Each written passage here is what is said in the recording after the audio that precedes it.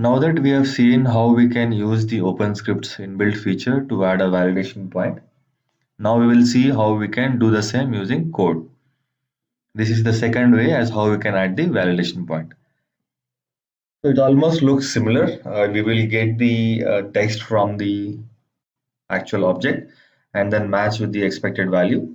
And if it matches, we will pass it with the API of OpenScript, else we will fail it. So first I'll be getting the actual string, actual title. We will be using the same XPath which we have in the above statement.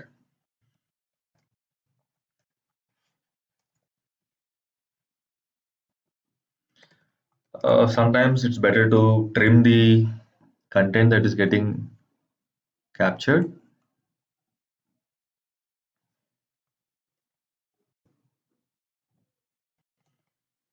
So now we have to get the expected title and then match both of them.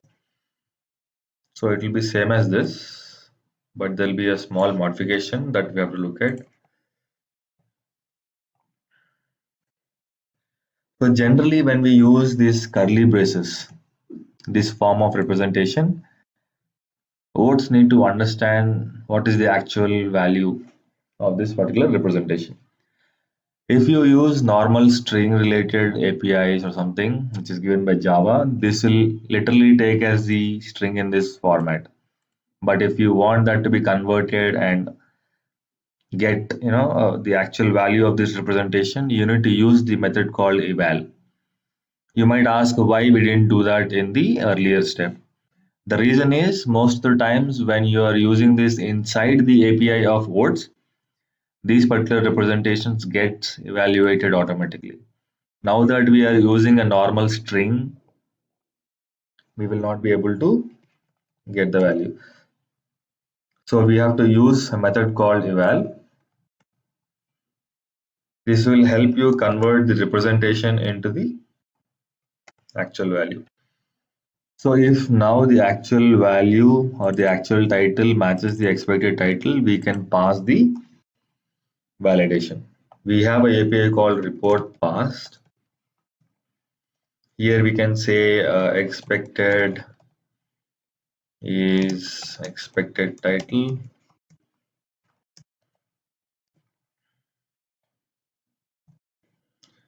Actual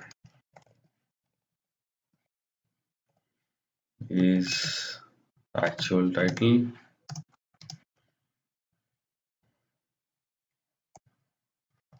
Status is passed.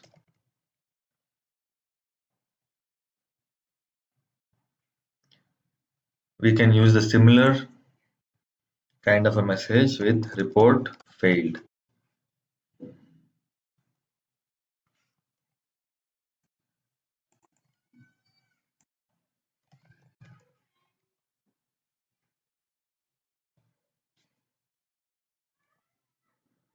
So this is how it looks. Let us now execute this. Before that we have to comment the above statement as we are not using the inbuilt feature now. So let's iterate for all the iterations and see what will happen.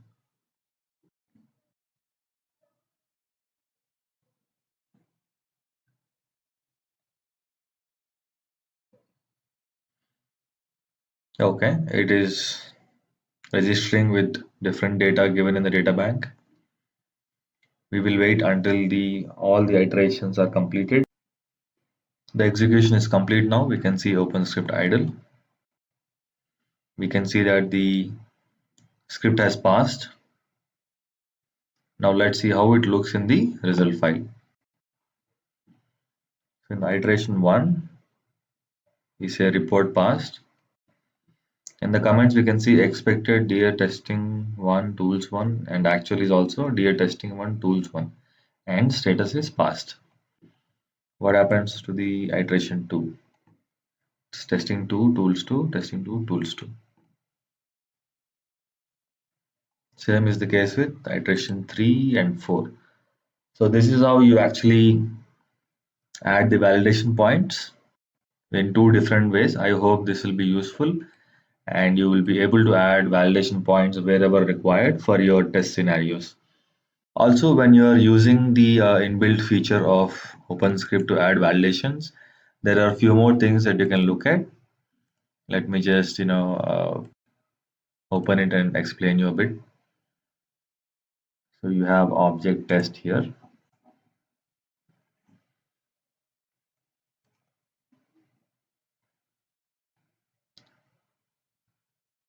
So you can give your test name here as we have shown earlier, and we can select whichever attributes you want to check. And then we have an option called verify only, never fail. So what happens here is there may be cases where you want to have validations, but the script need not fail or stop the execution. In that case, if you want to have the script continue the execution even if the verification is failed, you need to check this particular checkbox.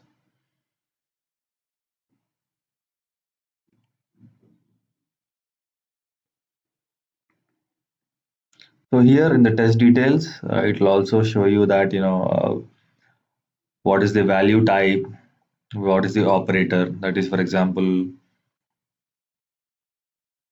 you want to have an exact match, or you want to use a wildcard, or you want to use a regular expression. So based on this, the verification point changes, and it is more user friendly at that point. You also have options to get objects from the object library and then add these tests. So these are some of the details I wanted to let you know, guys. I hope the session will be useful. Thank you so much for watching.